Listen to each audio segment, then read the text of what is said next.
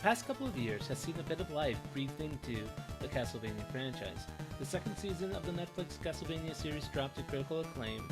Simon and Richter Belmont were included onto Super Smash Bros. Ultimate's roster, and Konami has been steadily re-releasing remasters of the classic Castlevania games. To celebrate its 50th anniversary, Konami is releasing its Classic series, a collection of its games library, each with a different franchise represented. The second of these is the Castlevania Collection.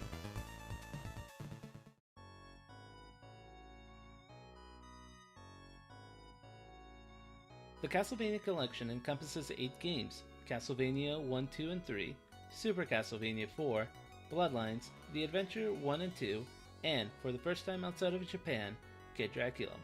This collection is meant to encompass the classic style of Castlevania, rather than the Metroid style that the series, starting with Symphony of the Night, would come to adopt.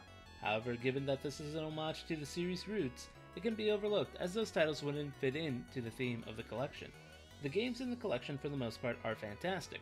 Castlevania's 1 and 3 still have the NES difficulty intact, Super's 8-directional whip allows for better combat and its graphics are still stunning, and Kid Dracula changes up the mood by presenting a cheerier platforming experience.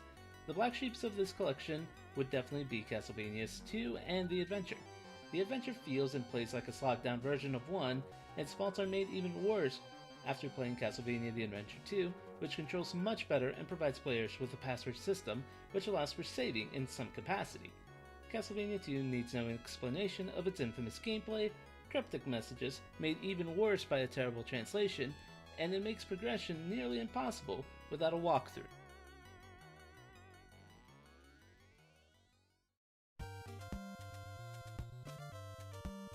The presentation of the collection is great.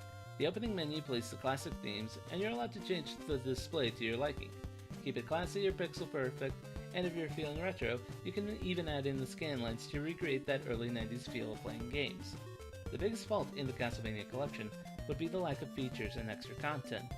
Compared to other recently released collections, such as the Mega Man X collection of last year, the Castlevania collection feels bare bones, with only an option to upload a replay of your current playthrough or watch another player's replay. There isn't too much extra.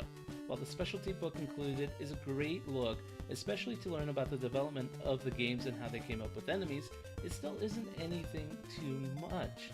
Though the Castlevania collection is sold at a lower price, so it does balance itself out a little bit.